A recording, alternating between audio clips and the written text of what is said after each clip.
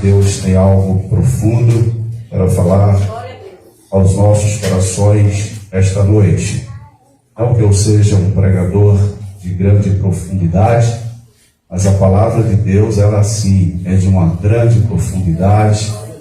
Como diz os pastores antigos, a caneca que eu uso é pequena, a corda é muito curta, mas com certeza nós estaremos aprendendo nesta noite aquilo que Deus tem para falar aos nossos corações. Eu peço apenas a sua atenção para ouvir a palavra de Deus. A fé vem pelo ouvir, e ouvir a palavra de Deus. Amém?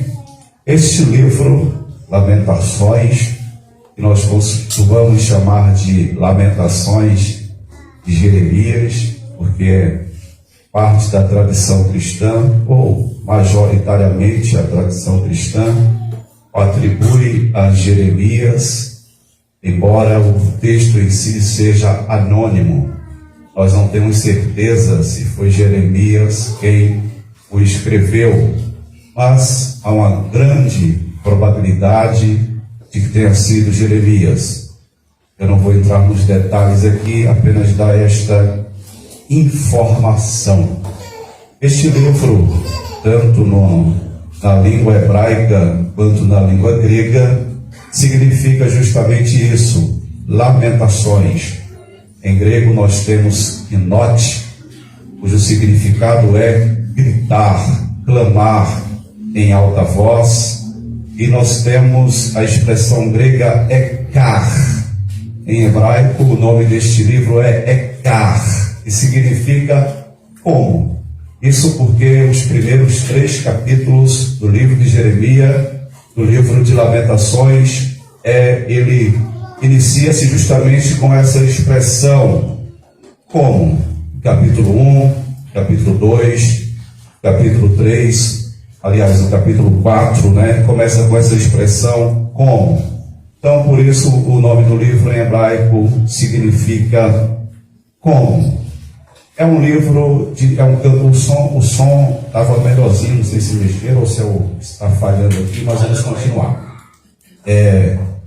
O livro é uma série de lamentações. São 5 capítulos, e os 5 capítulos são de lamentações. Os primeiros 3 capítulos do livro é um acróstico. Se você ler o seu texto aí, você vai perceber que cada um dos versos começa com uma letra do alfabeto hebraico. Isso porque é um acróstico. É como se em português o profeta estivesse expressando a sua angústia, a sua tristeza, utilizando todas as letras do alfabeto. E no nosso caso, de A a Z.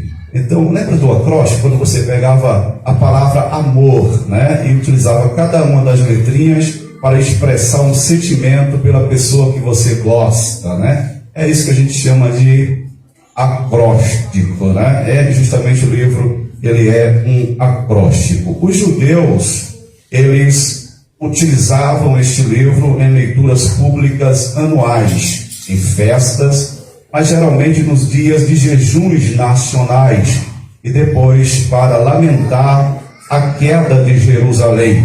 Até hoje, lá em Jerusalém, as pessoas leem este livro lá no Muro das Lamentações, no dia 9 de agosto. Isso porque o dia 9 de agosto é um dia considerado fatídico para a nação de Judá, para a nação de Israel. Isso porque em 586, no dia 9 de agosto, o templo de Jerusalém é destruído. E depois, no ano 70 depois de Cristo, no dia 9 de agosto, Flávio Tito Vespasiano, mais uma vez, destrói o templo de Jerusalém. No dia 9 de agosto, eles vão aos Muros das Lamentações e geralmente leem esses cânticos em voz alta. Este é um cântico fúnebre, literalmente um cântico de funeral. Imagina você ouvir aquelas músicas tristes de funerais. É justamente o que ocorre quando você lê este livro. Portanto, quando você lê Lamentações de Jeremias, você tem que ler captando os sentimentos do profeta, que foi uma testemunha ocular da destruição de Jerusalém no ano 586 a.C.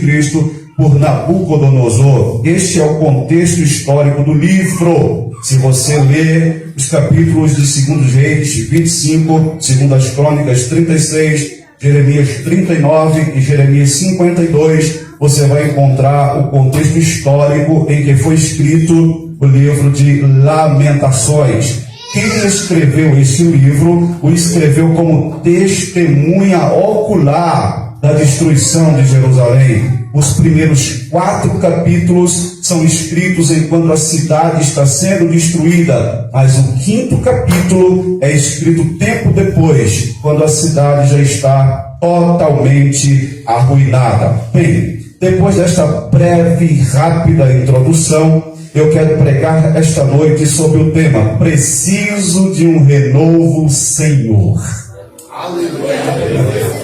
Diga assim: preciso de um renovo, Senhor.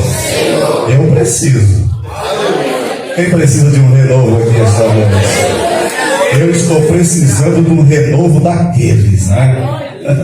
Então vamos analisar este texto sagrado. E primeiro vamos mostrar o profeta lamentando a ruína de Jerusalém. Eu quero que você deixe a sua Bíblia aberta, por favor. Eu quero que você deixe a sua Bíblia aberta para me acompanhar em alguns textos esta noite. Eu vou ler e apenas você acompanha. Não sei se vão colocar no telão, não tem aqui, né? Então você deixa a sua Bíblia aberta e vamos passear um pouquinho nesse texto de Lamentações de Jeremias para captarmos a essência da mensagem. Primeiro, o profeta senta-se para lamentar. Pressupõe-se que o profeta seja Jeremias, tá? Pressupõe-se que o profeta seja Jeremias. Primeiro, o Jeremias, ele lamenta, vamos partir dessa ideia de que seja Jeremias, ele lamenta pela ruína econômica da cidade de Jerusalém. Veja o capítulo 5 e versículo de número 9. Conseguimos pão arriscando a vida, enfrentando a espada no deserto.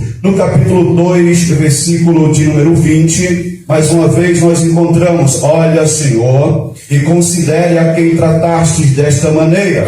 Deveriam as mulheres comer seus próprios filhos, que elas criaram com tanto amor? Deverão os profetas e os sacerdotes serem assassinados no santuário do Senhor? Agora veja capítulo 4, versículo 10. A crise, a fome era tão grande na cidade de Jerusalém que houve canibalismo. As mães comeram os seus próprios filhos, os mataram e os comeram. Olha o que diz o texto: com as próprias mãos, mulheres bondosas cozinharam seus próprios filhos e se tornaram sua comida quando meu povo foi destruído.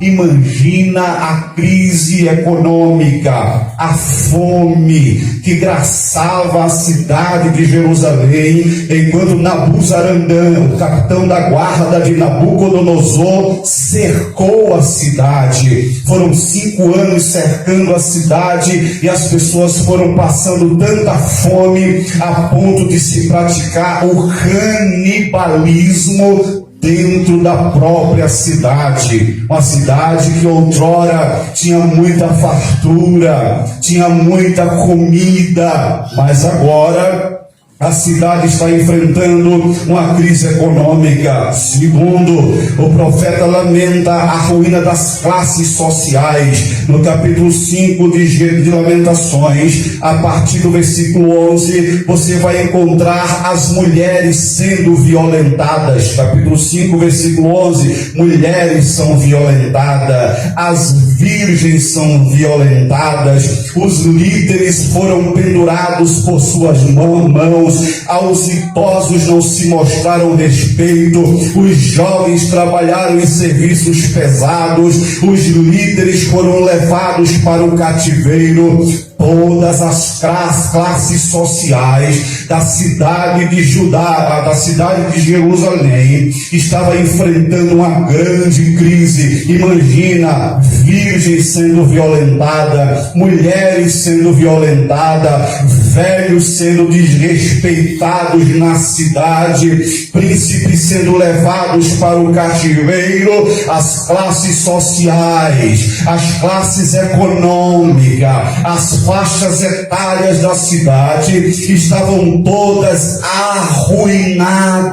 E quando o profeta escreve esse texto, o profeta não está escrevendo rindo, gargalhando, ele está chorando. Em cada tinta que está escrito aqui neste livro da pena do profeta, há lágrimas, a angústia, a dor, a profunda emoção. Enquanto ele escreve, nós encontramos também a ruína moral. Capítulo 5, versículo 16. A coroa caiu da nossa cabeça, porque Jerusalém era considerada a rainha do Oriente Médio, a rainha daquelas regiões, a cidade do grande Deus, a Jerusalém de Davi, a expugnável Jerusalém, a inconquistável Jerusalém, onde a glória de Deus descia, onde os sacerdotes adoravam. Mas agora o profeta observa e diz: caiu a nossa coroa, foi-se a nossa glória, nós estamos envergonhados, nós estamos sem moral. O profeta está chorando. Depois o profeta, ele lamenta a ruína dos símbolos espirituais e das reuniões de adoração. Veja o que diz o capítulo 1, versículo 4. Eu estou correndo, não costumo pregar tão rápido assim, mas eu preciso, quem me conhece sabe que eu prego mais devagar, mas eu preciso terminar esse sermão. Capítulo 1, versículo número 4. Os caminhos para Sião pranteiam, porque ninguém comparece às suas festas, todas as suas portas estão desertas, seus sacerdotes gemem, suas moças se entristecem, e ela se encontra em angústia profunda. Não havia mais reunião de adoração. Imagina Jerusalém, havia 7 festas anuais, pastores, havia muita festa, muito folguedo, mas agora não havia mais Páscoa, não havia mais a festa dos tabernáculos, não havia mais a festa das trombetas, não havia mais adoração. Os sacerdotes foram para o cativeiro, os que estavam na cidade estavam entristecidos, não havia mais festa de adoração, não havia mais símbolos proféticos. No capítulo de número 1, versículo 10, capítulo 5, versículo 14, versículo 15, os utensílios do templo, os símbolos religiosos foram levados para o cativeiro. A pia de bronze, o altar de holocausto, o altar de incenso, a tampa do propiciatório, tudo foi levado para o cativeiro. Basta você ler o último capítulo de 2 Crônicas e você percebe que Nabucodonosor leva tudo para a Babilônia. Não havia mais lugar para adorar e nem símbolos de adoração. E em quinto lugar, o profeta lamenta a ruína dos carismas. Capítulo 2, versículo 9 do livro. Está escrito assim, eu quero que você leia comigo, ou se me acompanhe, se está com a Bíblia. Suas portas caíram por terra, suas trancas ele quebrou e destruiu. O seu rei e os seus líderes foram exilados para diferentes nações. Agora veja isso aqui, a lei já não existe e os seus profetas já não recebem visões do Senhor. É mesmo assim. Pronto. A consumação da ruína. Tudo se foi na cidade. Ninguém adorava mais. Os jovens foram sequestrados para a Babilônia. A fome caçava na cidade. Os idosos perderam o seu respeito e a cidade perdeu a sua moral. Está parecendo com os nossos dias? Eu não tenho muito tempo para aplicar isso aqui, mas me parece que a Jerusalém de Deus, que hoje é a igreja, em muitos lugares já perdeu a coroa, já perdeu a honra, já perdeu a moral. Parece que os nossos jovens foram sequestrados para a Babilônia. Nabucodonosor já passou em muitas igrejas e levou jovens para a Babilônia. São escravos de Nabucodonosor. Você sai hoje, dá uma olhadinha e veja quantos filhos de crentes não estão mais aqui. Foram criados aqui, adoravam aqui, mas onde estão agora? Nabucodonosor levou para a Babilônia, sequestrou para a Babilônia. Claro que tem aqueles que mesmo na Babilônia se mantêm fiéis, mas aqui os filhos de Zedequias foram levados para a Babilônia e mais, foram mortos na Babilônia. É mesmo assim. E as reuniões de adoração, em muitos lugares as reuniões de adorações já não existem mais. Os símbolos proféticos em muitos lugares já não existem mais. Os dons espirituais em muitas igrejas já não se manifestam mais. Parece que é hora de nós, como este profeta, nos sentarmos, colocarmos as mãos na cabeça, lamentarmos, chorarmos, expressar toda a nossa angústia, todo o nosso pesar. Parece-me que é hora de mais uma vez entrarmos no templo trazendo lenços nas mãos. Esta não é uma hora em que a igreja precisa rir, gritar e pular. Esta é uma hora que a igreja precisa chorar. Onde estão as reuniões de adoração? Onde estão os símbolos da nossa fé? Onde estão os carismas na nossa igreja? Eu conheço igreja que há anos que Jesus não batiza mais com o Espírito Santo. Jesus. Eu conheço igreja que faz década que Jesus não batiza com o Espírito Santo. Eu conheço igrejas que quando há manifestação de profecias, as pessoas ficam espantadas e olhando um para o outro e perguntando o que quer isso dizer.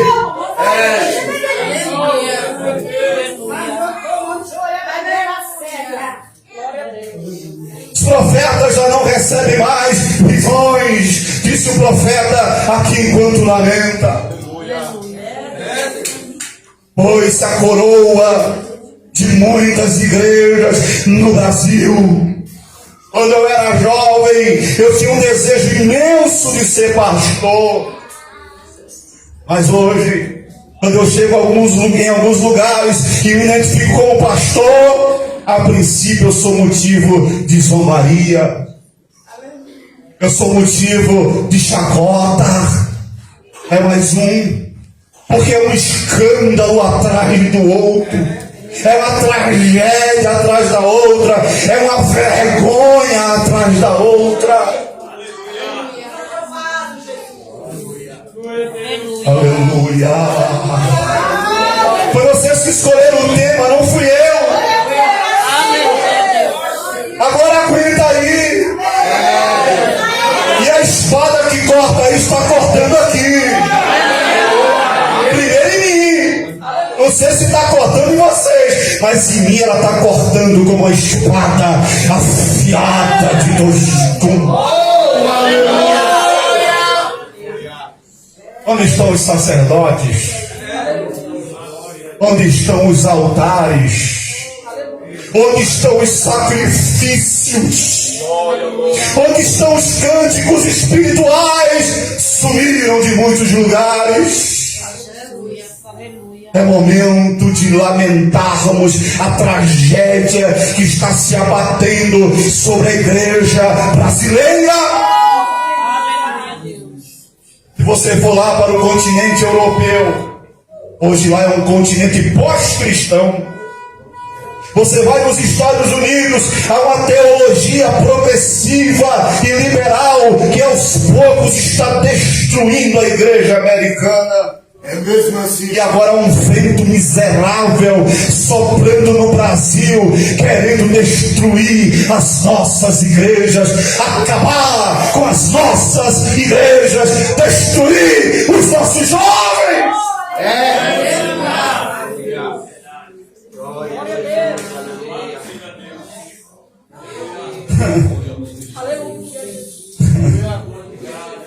Aí saiu o profeta, depois de lamentar a ruína da cidade, o profeta então busca o caminho para a restauração. Diga assim comigo: o caminho para a restauração, ou para o renovo. Pergunte assim para ele: por que a cidade de Jerusalém foi destruída? Pergunta de novo: por que a cidade de Jerusalém foi destruída? Capítulo 1, versículo 5.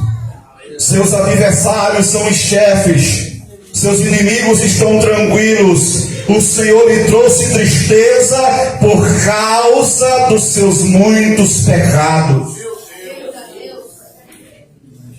Capítulo 1, versículo 8. Jerusalém cometeu graves pecados, por isso o Senhor a tornou impura e agora os outros a desprezam.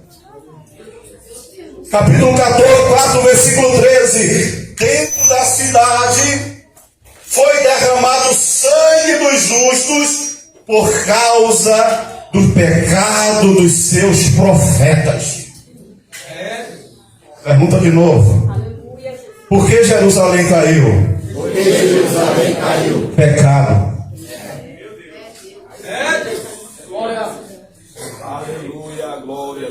Pecado. Sabe por que não havia mais culto de adoração? Por causa do pecado. Sabe por que não havia mais símbolos espirituais? Olha para cá, deixa os irmãos trabalhar aqui, senão desfoca da mensagem. Sabe por que se foram os símbolos espirituais?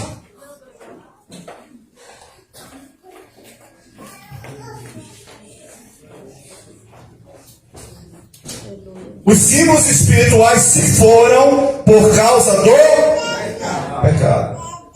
E sabe por que não havia mais dons espirituais se manifestando em Jerusalém? Por causa do pecado. O pecado destrói. O pecado nos curva. O pecado nos verga. E hoje, em pleno século 21, abriram as portas para o pecado. Agora tudo pode. Agora tudo está legalizado. Agora o adultério está legalizado. Agora o divórcio e o novo casamento está legalizado. Eu estou aqui condenando divorciado, não. Entenda a minha mensagem para você não sair daqui com a sua mente perturbada, dizendo: não, eu estou dizendo que legalizaram. Eu já conheço gente que vai no 5º casamento, tudo legalizado, tudo bonitinho. E quando a gente pergunta, fala: não, está tudo legalizado. A prostituição está legalizada em muitas igrejas. Hoje namorado pode dormir na casa de namorada, namorado pode dormir na casa de namorada. Isso é uma vergonha. Hoje pode namorar agarrado dentro de carro, dentro do carro, trancadinho no carro. Se tranca lá, vidro fumê, ninguém vê nada. E depois chega na igreja: vou tocar o céu, vou tocar o céu. Essa é a geração que vai tocar o céu.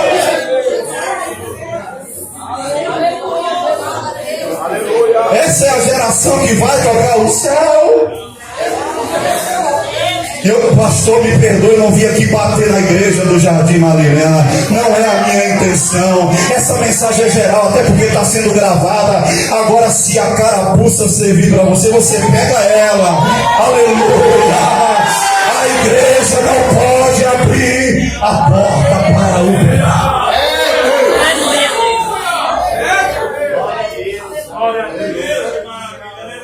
Pastor Napoleão costumava dizer que o pecado deixa grande jururu, deixa grande murcho. É porque hoje a gente tem que vir aqui e nos pode trazer uma mensagem palatável, uma mensagem que agrade as pessoas, uma mensagem coach, uma mensagem de autoajuda.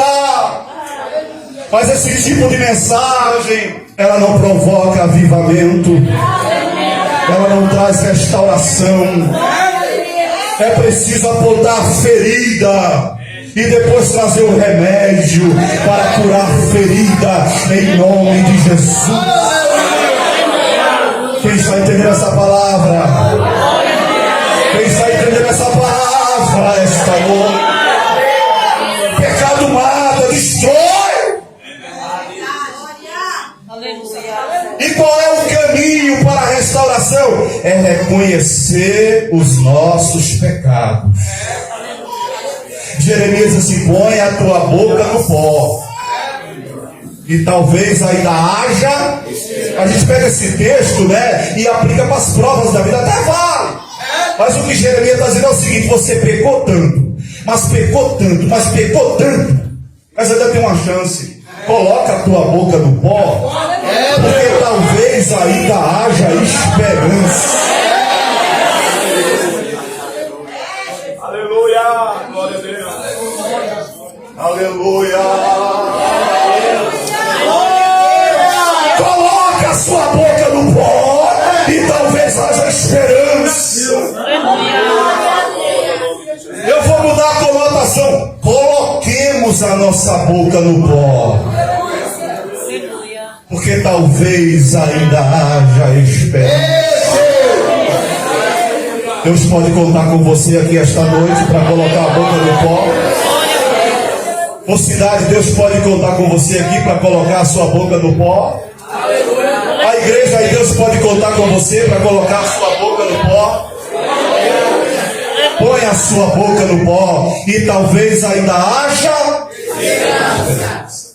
Aí o profeta, ele diz aqui no capítulo 3, versos 40 e 42. Olha o que diz aqui o profeta em sua oração. Ele diz assim, capítulo 3, versículos 40 e 42. Pecamos e nos rebelamos, e tu nos perdoastes.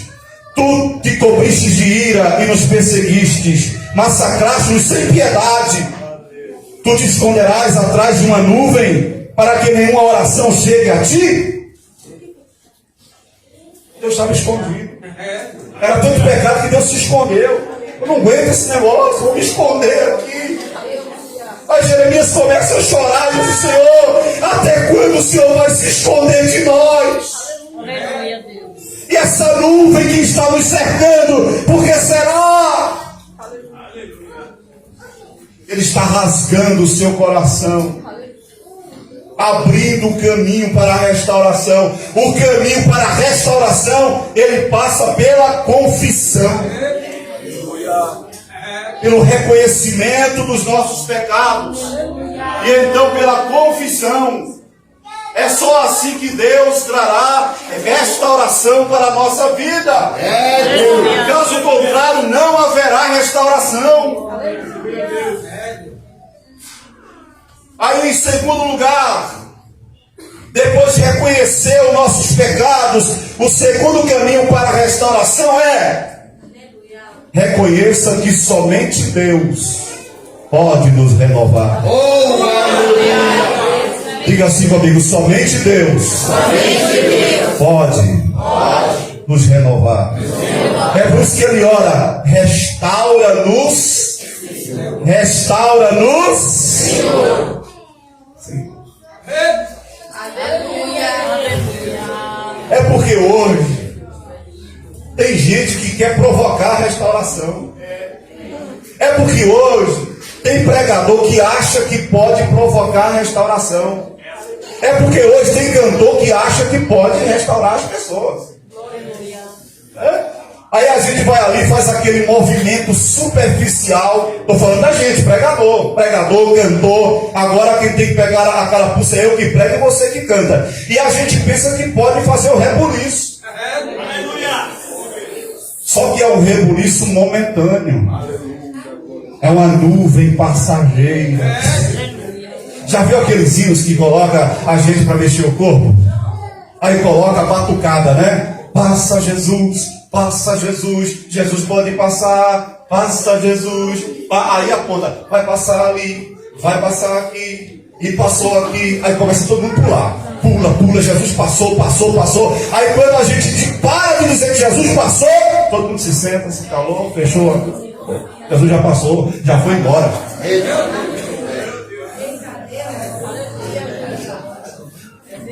Não, ele não passa Jesus, passou já foi embora.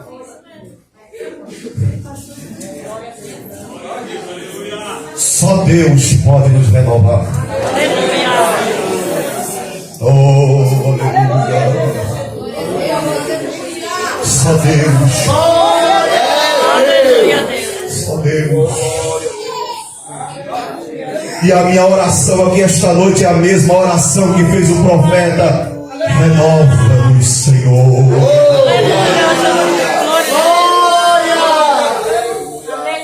Esses dias eu dobrei os meus joelhos na minha casa. Era uma certa hora da manhã. E chorando baixinho. Eu disse, Jesus, o que foi que aconteceu comigo na caminhada? Por que o meu coração está tão gelado? Por que não há mais aquela alegria esplendorosa? Eu chorei naquela noite e disse, Senhor, renova. Eu não sei você, mas com muita sinceridade eu quero te dizer, eu preciso de um renovo.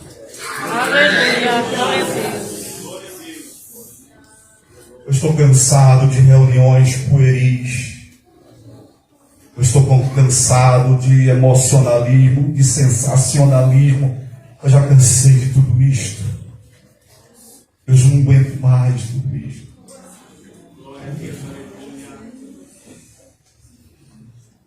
A igreja brasileira precisa ser renovada outra vez. Aleluia. A nossa juventude precisa ser renovada outra vez. Nós, os obreiros, precisamos ser renovados outra vez. Aleluia, Deus. Porque o profeta, eu já estou indo para a conclusão, tem diz assim: renova o nosso dia como? Como? Como antigamente. Oh, meu irmão. E agora eu quero falar da minha igreja. Eu nasci na Assembleia de Deus já pequenininho. Eu sei o que é renovação espiritual. Eu vi. O problema é que quando a gente se acostuma com o que é falso, a gente não consegue experimentar o verdadeiro, porque acha que o falso é verdadeiro. Outro dia eu fui num congresso e alguém começou a orar, e o pastor disse assim: vamos botar aqui fulano para orar para Jesus batizar, que fulano tem força na garganta. Porque se você orar baixinho, Jesus não batiza.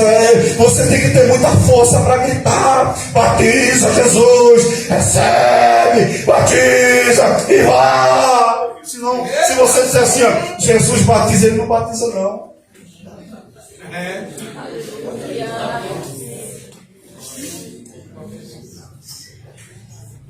Fale em língua em nome de Jesus. Fale em língua em nome de Jesus. Vai dando glória. Glória, glória, glória. Batizou um aqui. Glória, glória, glória. Batizou outro aqui. Perdoe. Perdoe. A Assembleia de Deus não precisa disso. A Assembleia de Deus nos batizava quando alguém pegava o microfone e cantava assim, né? Se eu amo a mensagem da cruz, é morrer, eu a vou proclamar.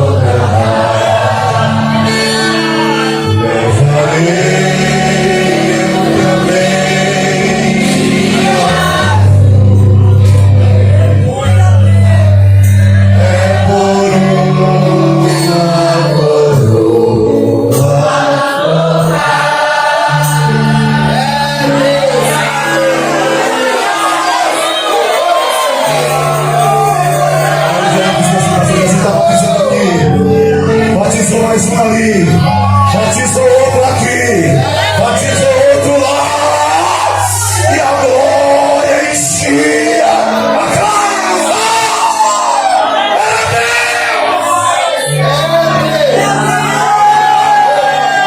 Levante as suas mãos e diga assim, Senhor, diga, Senhor, renova o nosso dia.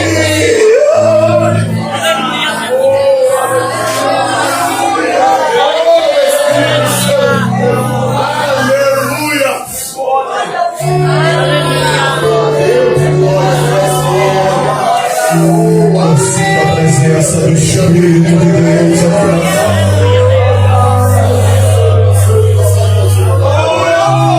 Oh, Jesus quer nos renovar aqui esta noite, pelo poder da sua palavra, pelo poder do seu Espírito.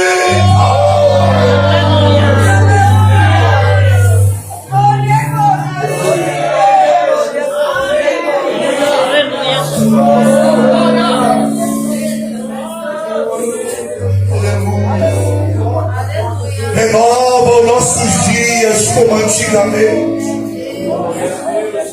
Antigamente, na Assembleia de Deus, as pessoas vinham para a igreja e a primeira coisa que faziam era o quê? Quem lembra?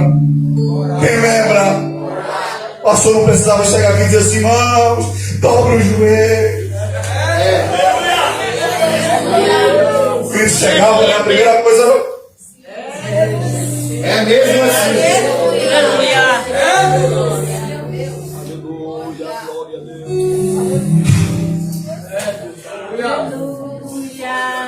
Renova os nossos dias como antes. Tudo que não precisava eu como pregador ficar dizendo, toca no teu irmão, balança o teu irmão, olha para o teu irmão e diga, precisava disso? Precisava? Tudo que nós precisávamos era de Deus. Era de Deus. Eu vou encerrar esta mensagem esta noite.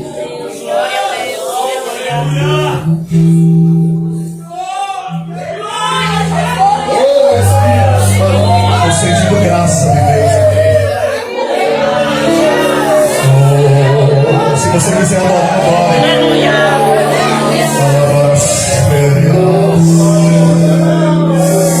se você quiser glorificá-lo, se você quiser adorar, adore. E se você quiser renovo, peça, porque Deus está aqui para te renovar hoje. Glória a Deus, aleluia. Eu não posso chegar aqui e dizer assim para você, receba renovo agora, não posso. Aleluia, Jesus. Isso é muito superficial, a não ser que Deus me autorize a fazer. Se Ele me autorizar, eu faço. Caso contrário, é somente técnica de pregador. É, Jesus. É só isso, não passa disso. Aleluia, saudade dos dias onde a própria palavra quebrava o coração das pessoas. Onde espontaneamente a glória de Deus enchia a casa. E os Isso era parar o culto. Saudade quando eu pregando não precisava dizer glorifique. A gente dizia assim, para um pouquinho de dar glória, porque eu preciso continuar a pregação. Diga assim comigo, Jesus, renova os nossos dias como antes. Passe a sua cabeça onde você está esta noite.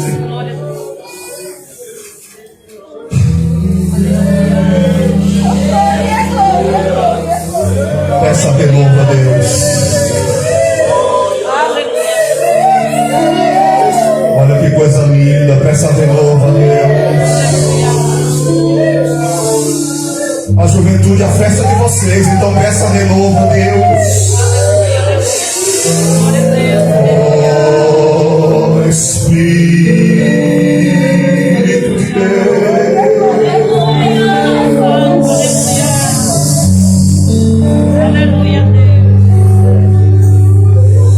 Traga renovação sobre a nossa vida esta noite.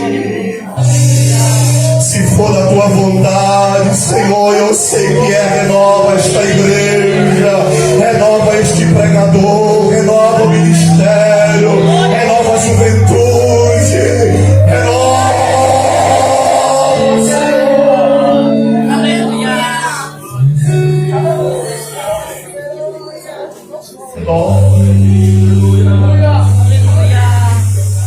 renova. Nós precisamos que o teu Espírito, Senhor, nos renove para dias melhores. É só uma pausinha nesse instrumento, por favor. Porque o Espírito de Deus está começando a trabalhar em vidas aqui.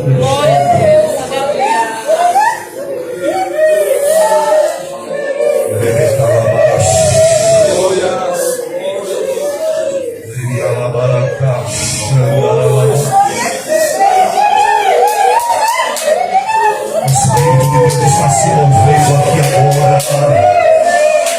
Oh, pastor, senhores obreiros, há uma renovação de Deus aqui agora, no meio desta igreja. Olha que coisa linda, renova mais um, Jesus. Isso, vai orando, renova mais um. Você que nunca mais falou em línguas estranhas, deixa o Espírito de renovar esta noite. Renova, Jesus, renova, renova, renova, renova, renova. Eu vou esperar você orar.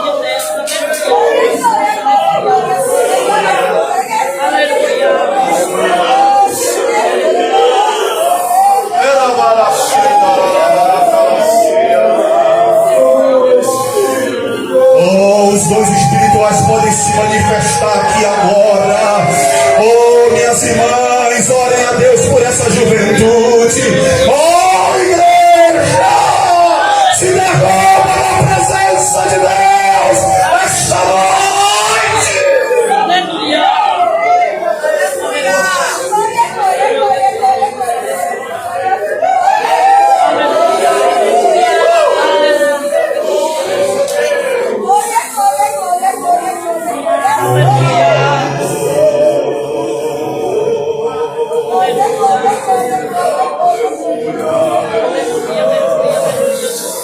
Lavaracheira, lavação, lavacheira.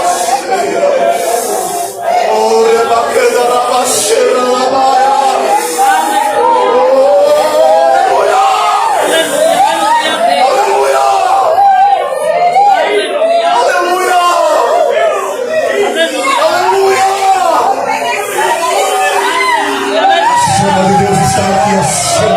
A chama pentecostal está aqui. Enche, Jesus, enche.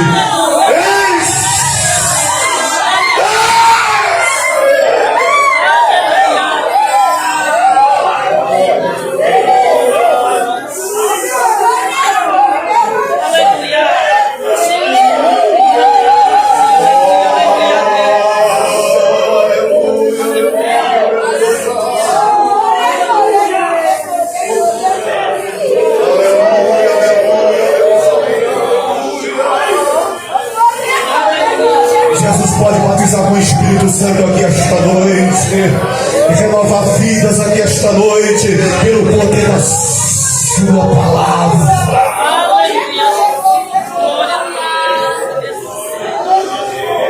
Aleluia.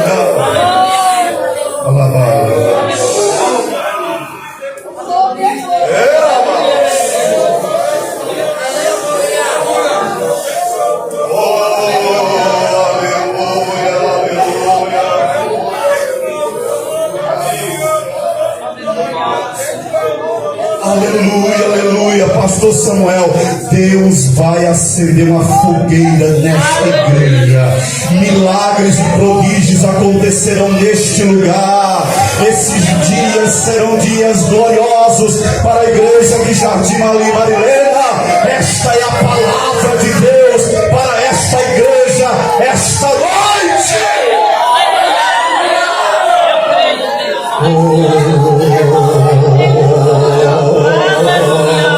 Levante as suas mãos para adorar, levante as mãos, glorifica Jesus, glorifica Ele, sinta a presença dEle, adore a Ele. Aleluia, aleluia. Glória a Deus, aleluia. O Espírito Santo, aleluia, aleluia. Aleluia, eu não vou mais falar, meu horário encerrou. Mas guarde esta palavra no seu coração esta noite, em nome de Jesus. Glória a Deus, glória a Deus. Glória a Deus, glória a Deus, glória a Deus, glória a Deus, glória a Deus, glória a Deus. Aleluia, aleluia, aleluia.